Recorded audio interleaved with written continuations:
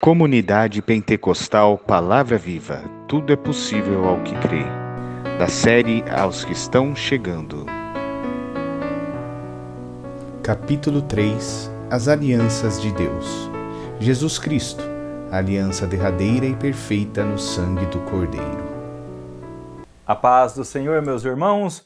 Eu sou o pastor Paulo Lisboa e o tema do nosso vídeo de hoje é Jesus Cristo, a aliança definitiva no sangue do Cordeiro.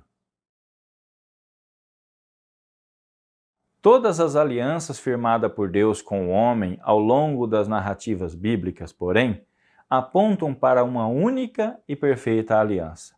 A aliança feita através do sangue de Jesus, o Filho unigênito de Deus.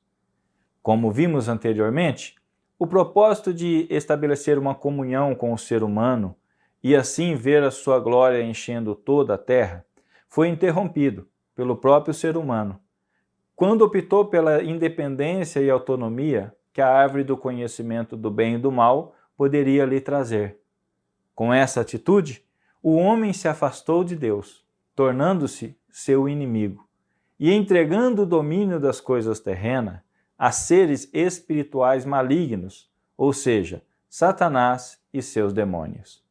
Surgiu aí um grande problema, o problema do pecado.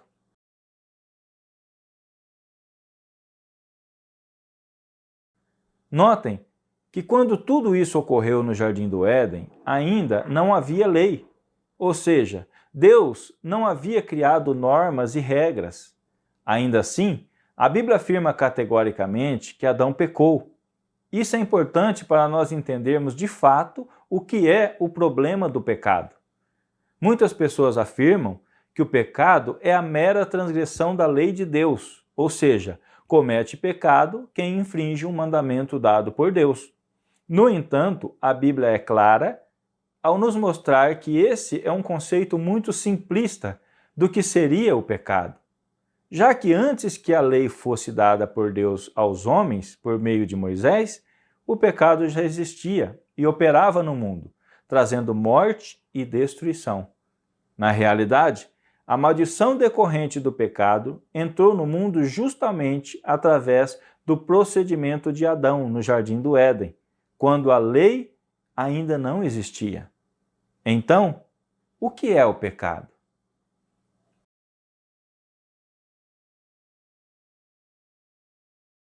A Bíblia usa dois termos distintos para tratar dessa questão. Hatar, que traduzimos como pecado, e significa literalmente errar o alvo, e pesra, que traduzimos como iniquidade, e significa literalmente rebelião, perversão e distorção moral. O pecado, portanto, no sentido bíblico, está mais ligado à noção de um desvio de finalidade e de objetivo do que da transgressão da lei.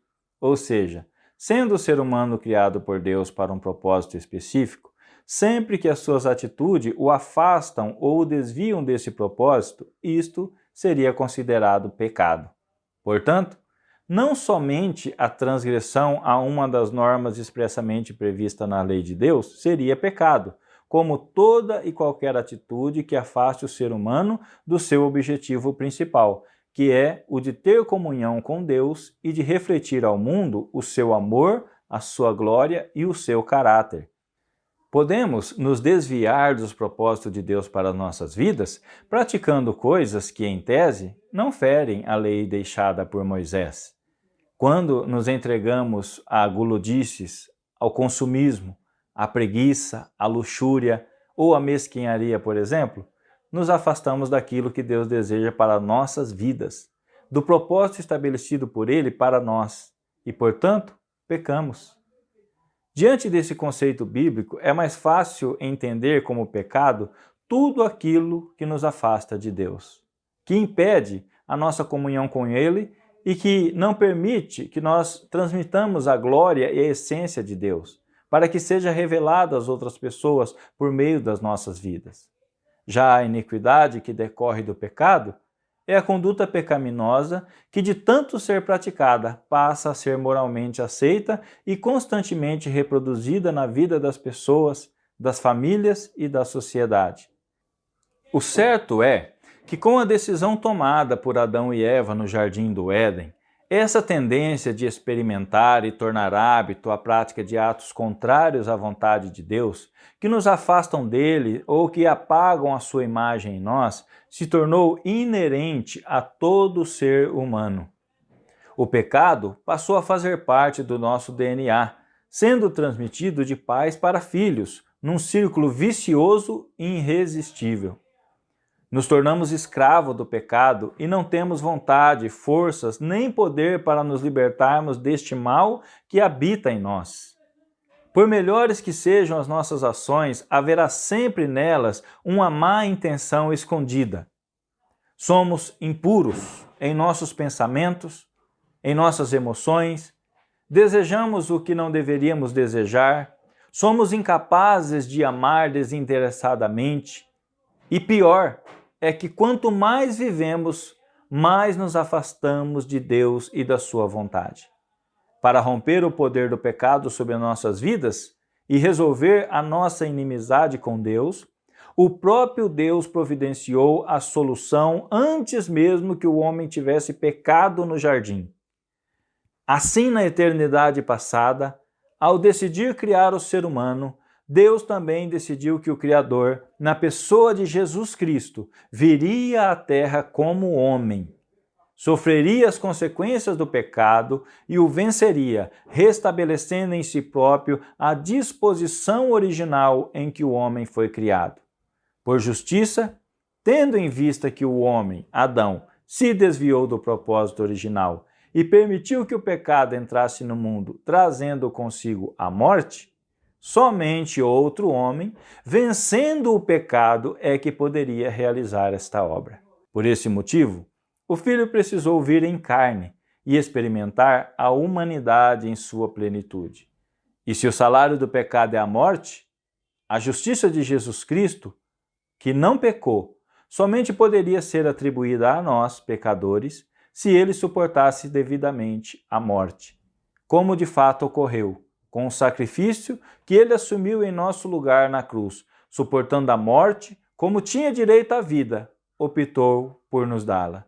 Assim revela no seu sangue derramado o amor que tem por nós. Assim, por meio do sangue de Jesus Cristo, Deus firma a sua aliança com toda a humanidade, unindo judeus e gentios, que são os não-judeus, em um único povo. Uma aliança definitiva onde ele nos entregou o seu melhor para nos ter consigo.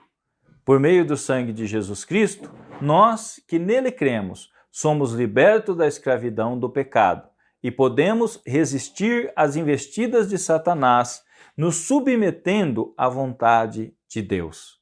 Por meio do sangue de Jesus Cristo, entramos nesta aliança com Deus, onde somos feitos filhos de Deus e passamos a pertencer ao reino do Filho unigênito, que é um reino eterno. Nos vemos no próximo vídeo.